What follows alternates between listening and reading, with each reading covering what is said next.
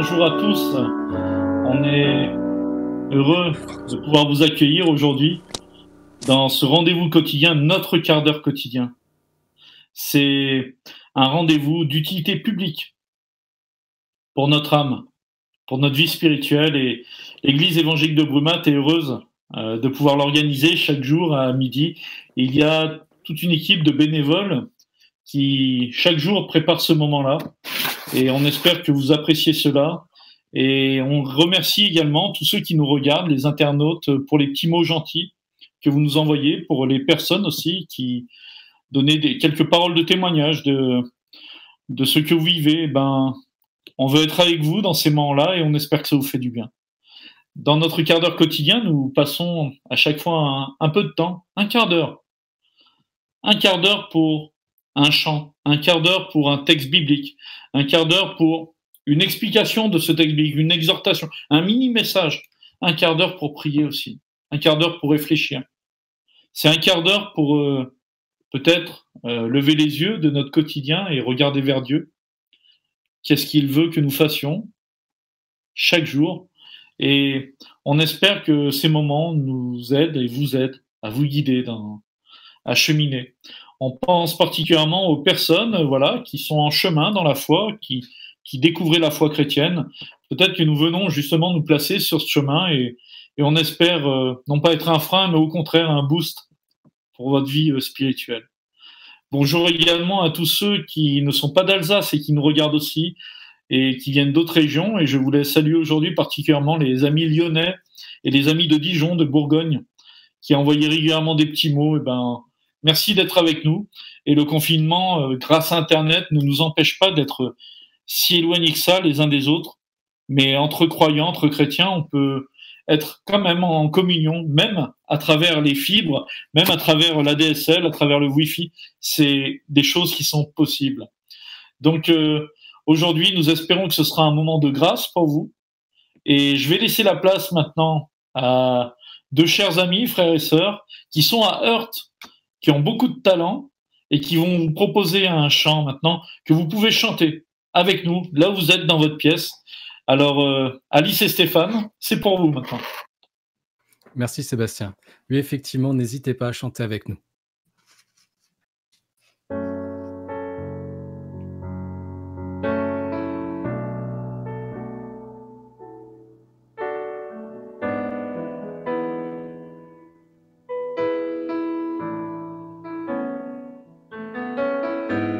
Seigneur,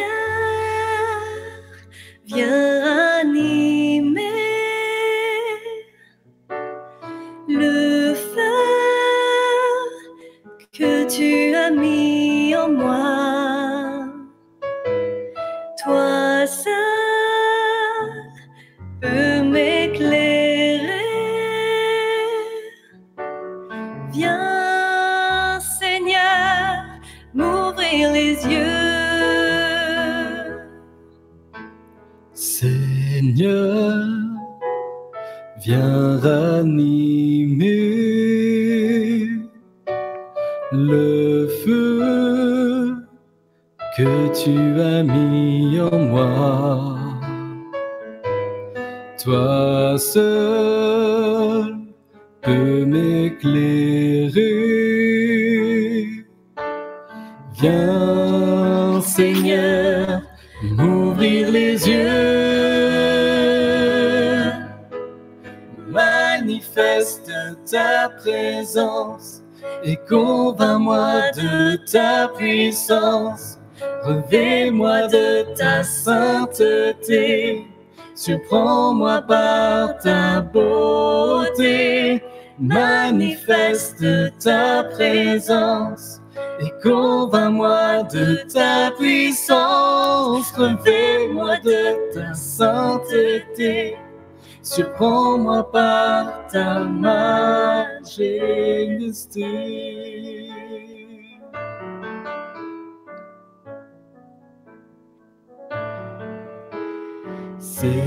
Seigneur, viens ranimer le feu que tu as mis en nous. peut tout changer. Viens, Seigneur, nous ouvrir les yeux. Oh, manifeste ta présence et convainc-nous de ta puissance. Revêt-nous de ta sainteté, surprends-nous par ta beauté.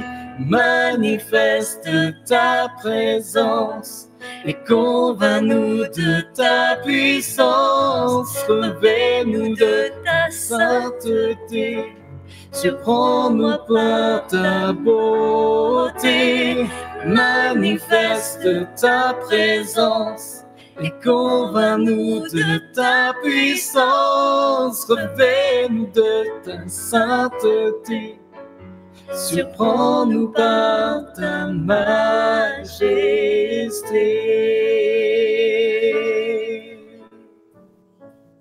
Oui, merci Alice et Stéphane pour ce chant, et nous pouvons continuer ensemble par la lecture communautaire du texte d'aujourd'hui. Et je vous inviterai tous à le lire à voix haute avec Alice. Romains 12, 1, verset 2. Je vous exhorte donc, frères, par les compassions de Dieu, à offrir vos corps comme un sacrifice vivant, saint, agréable à Dieu, ce qui sera de votre part un culte raisonnable. Ne vous conformez pas au monde présent, mais soyez transformés par le renouvellement de l'intelligence, afin que vous discerniez quelle est la volonté de Dieu, ce qui est bon, agréable et parfait. Merci beaucoup, Alice. Merci pour cette lecture et également pour le chant que tu as interprété avec Stéphane. C'était vraiment chouette. Et quelques mots sur ce texte biblique. Un très beau texte, un texte très engageant d'ailleurs, que j'aimerais résumer en une phrase avant de le développer un peu plus. Si je devais résumer ce texte en une phrase, ça c'est un exercice qu'on vous fait faire quand vous êtes dans des études de théologie, de résumer des grands textes en une phrase. Voici comment je le résumerai. Dieu m'a offert Jésus en cadeau, et en retour, j'offre ma vie en cadeau à Jésus. Je veux juste le redire. Dieu m'a offert Jésus en cadeau, et en retour, j'offre ma vie en cadeau à Jésus. Ce texte commence par une exhortation. J'ai remarqué un peu le style assez personnel de l'apôtre Paul. On imagine parfois les gens d'église religieux comme des personnes extrêmement froides, avec un langage assez lointain. Paul a un langage en réalité très fraternel. Je vous exhorte, frères. Il avait une position extrêmement respectée au sein de l'Église, mais il parle toujours au nom du lien fraternel qu'il a avec les autres croyants. Par les compassions de Dieu, par l'amour de Dieu, par la grâce de Dieu, il va demander quelque chose de très difficile, mais en mettant comme présupposé que cette chose difficile qui nous est demandée, nous pouvons la vivre parce que Dieu nous fait grâce. Et Paul induit un sujet qui était très disputé à l'époque. Il dit, je vous invite à offrir vos corps comme un sacrifice vivant. Nous sommes à l'époque en plein développement du gnosticisme, où il y a une séparation très claire entre ce qui est du corps et ce qui est du spirituel, avec un mépris souvent du corps. Et là, nous trouvons dans la Bible qu'on parle du corps et que Dieu s'intéresse à ce que nous faisons avec notre corps, avec nos mains, avec nos bras, avec tout ce que nous sommes. Dieu s'intéresse beaucoup à ça. Donc, offrir vos corps en sacrifice, c'est pas une exhortation, c'est pas une invitation à se sacrifier physiquement, à se tuer soi-même, à mourir ou à s'immoler, mais à faire un cadeau. Un cadeau qui est juste le retour d'un autre cadeau bien plus grand qu'on a reçu. On va essayer de cheminer à travers quelques points, à travers notamment les expressions verbales. Paul dit « ne vous conformez pas ». C'est d'abord une invitation qui est un peu négative, défensive. Il dit, ne vous conformez pas au monde présent. Dans certaines Bibles, on dit, ne vous conformez pas au siècle présent ou à la pensée du monde. Lorsque Paul dit ça, il ne dit pas que les chrétiens doivent vivre en dehors de la société ou se retirer de la société des hommes, mais plutôt à vivre dans la société des hommes, mais à marquer une différence par une réflexion et par des comportements qui ne sont pas dirigés par cette société-là. Comme une parole de résistance. Vous êtes au milieu d'un monde qui a peut-être une certaine sensibilité, certaines pensées qui sont fortes et qui sont majeures, mais il vous est demandé de ne pas vous conformer à ça et de vivre différemment et de faire une différence au milieu de ce monde-là. Paul ne s'arrête pas là, mais je veux juste faire le lien quand on parle d'offrir son corps et de ne pas se conformer à la société. Peut-être on peut penser déjà à tous les aspects de sexualité ou de sexualisation de la société, avec des tendances sociétales qui évoluent et qui changent parfois rapidement d'un pays à l'autre, en tout cas dans nos pays occidentaux. Et la première invitation, et c'est parfois une accusation qu'on lance aux chrétiens, on dit les chrétiens, les gens qui ont la foi, ils réfléchissent pas beaucoup, hein, c'est tout dans la foi et pas dans la raison, mais en vérité, la foi touche aussi la raison. Et Paul nous dit d'examiner ce qui se passe autour de nous et de ne pas nous y conformer, mais de vivre différemment. Je crois justement qu'il n'y a rien de plus conformiste que de vivre dans une société et de tout simplement répéter et faire tout ce qui est majoritaire dans cette société. Il n'y a rien de plus conformiste que ça. Mais le chrétien, celui qui aime Jésus, il vit une vie qui est à contre-courant, parfois de la culture. Donc Paul nous invite à une résistance, à rester focalisé sur ce que Dieu nous demande, tout en étant un témoignage dans la société des hommes. Ensuite, il continue, il dit, alors d'abord, il disait, ne vous conformez pas, et ensuite, soyez transformés. Soyez transformés par le renouvellement de votre intelligence.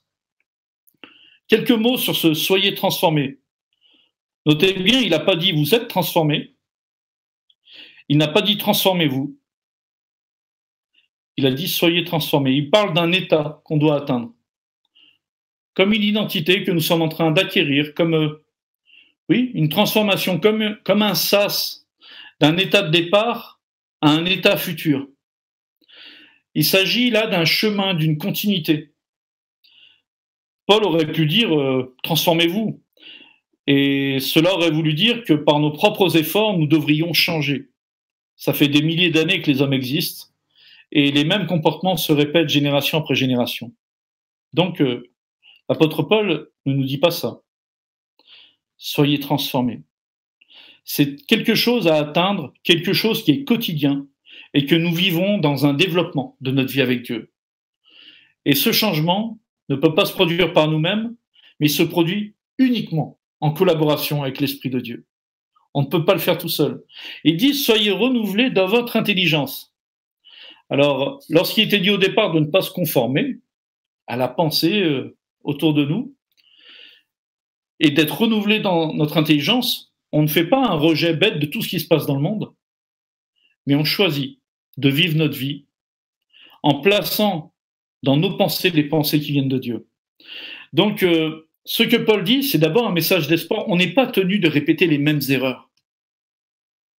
Les mêmes erreurs que ceux qui nous précèdent ou les mêmes erreurs que nous commettons nous-mêmes dans notre vie. On n'est pas tenu de faire ça, ce n'est pas une fatalité.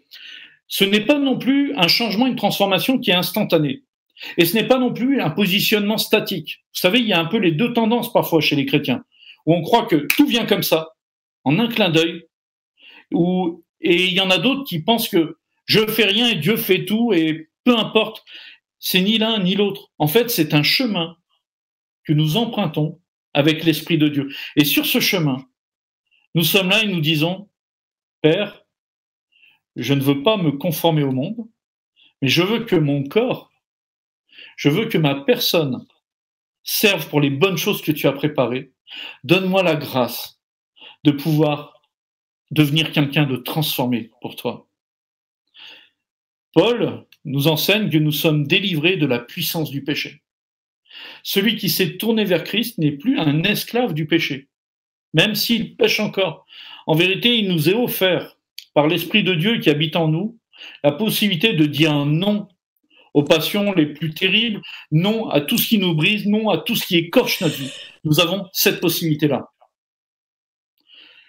Pour beaucoup de gens qui se tournent vers Christ, c'est une nouvelle vérité dans leur vie. Et cette nouvelle vérité, que nous ne sommes plus soumis à nos passions, à nos désirs, elle amène une nouvelle mentalité. Et cette nouvelle mentalité, elle amène des nouveaux comportements. Et Paul conclut ce texte, en tout cas, il ne le conclut pas parce que ça continue encore derrière, mais cette partie-là, soyez renouvelés afin de, et il dit, de pouvoir discerner la volonté de Dieu. La volonté de Dieu, on peut le reformuler en disant afin de discerner ce que Dieu veut. Et Alice, tout à l'heure, nous lisait ce texte et elle a conclu en disant ce qui est bon, agréable et parfait. La volonté de Dieu, on peut l'avoir de plusieurs façons. Parfois, Dieu a révélé une volonté très particulière à un homme ou à un autre. Et on peut se positionner dans sa vie en attendant comme une espèce de fax, enfin c'est plus très d'actualité, mais un email qui tombe du ciel ou sur WhatsApp en disant aujourd'hui tu vas t'acheter une voiture rouge, tu vas rencontrer ta future épouse au coin de la rue, elle t'attend à 14 mètres du bar dans lequel tu vas toujours. Vous savez, des trucs très mystiques comme ça. Mais discerner la volonté de Dieu, Paul dit, c'est ce qui est bon, ce qui est agréable et ce qui est parfait. La vivre selon la volonté de Dieu, c'est vivre la façon dont Dieu que nous vivions, quelles que soient les circonstances qui nous entourent. Alors, chers amis, Dieu m'a fait un cadeau en la personne de Jésus et en retour, je veux faire à Jésus le cadeau de ma vie, afin de ne pas me conformer au monde présent, mais de vivre différemment, d'être une lumière qui va à contre-courant, selon la volonté de Dieu, afin d'être transformé dans mes pensées, dans mon comportement, d'avoir une vie qui est agréable à Dieu et aux hommes, et afin de pouvoir pratiquer chaque jour et d'avoir une compréhension de ce que Dieu veut pour moi. Offrir le cadeau de sa vie à Jésus. J'espère que c'est votre désir aussi, et je laisse la place à mon frère Thierry qui va nous conduire dans une prière. Merci Sébastien pour ces temps d'édification, pour Alice, pour Stéphane, pour les chants. On va prier ensemble maintenant. Donc voilà, le texte s'affiche, vous pouvez le prier avec moi. Oui, Seigneur, c'est notre entendement, notre intelligence qui soupire après son renouvellement, par ton entremise et pour ta seule glorification. De révélation en révélation, de gloire en gloire, en toutes choses, que ton esprit nous guide, qu'il nous anime. Soyons les uns pour les autres un sujet de joie, d'édification et de reconnaissance, une louange à notre Dieu. Nous sommes à lui, corps, âme, esprit, une offrande volontaire à la souveraineté de notre Sauveur. Parfaite, agréable, empreinte de grâce et de bonté. Qu'il en soit ainsi. Amen. Amen. Merci beaucoup Thierry. Et j'espère que derrière votre écran, vous avez pu vous approprier ces mots de prière pour vous, que vous avez pu les dire. N'hésitez pas aussi à repasser les vidéos et même les morceaux peut-être qui vous ont marqué ou qui vous ont interpellé. N'hésitez pas à nous faire vos retours, qu'ils soient sur le fond ou sur la forme. Nous sommes vraiment preneurs de tout ce que nous faisons et de tout ce que nous faisons et de ce que vous en pensez. Et nous voulons vraiment faire du mieux pour nous aider tous à orienter nos cœurs vers Jésus, un quart d'heure par jour. J'aimerais juste conclure en disant, c'est quelque chose de pas facile en vérité. Bien souvent, lorsqu'on devient chrétien, qu'on se tourne vers Jésus, on invite Jésus à prendre une place dans notre vie. Et c'est pas pour rien que je précise une place. On a tous nos concepts, on a beaucoup de choses que nous avons accumulées, et parfois avec les années, plus on a vécu, et peut-être certains avec des expériences bien particulières de vie, Mais Jésus veut plus que ça, pour que nous soyons transformés dans notre intelligence, pour que nous vivions selon la volonté de Dieu. Il veut toute la place. Il veut même remplacer ce qu'il y a avant. Et laissez-moi prier pour vous, je prie pour vous et je prie pour moi aussi, afin que nous puissions faire ce chemin de façon intentionnelle, en collaboration avec l'Esprit de Dieu, pour être transformés à l'image de Jésus-Christ. Père, merci de nous avoir offert ce cadeau magnifique de ton Fils, de son sacrifice pour nous, pour la remise de la dette de nos péchés. Il n'y a rien que nous pouvons faire qui viendrait compléter cela. Rien, aucune bonne œuvre, aucune bonne intention, rien ne peut compléter ce que tu as fait.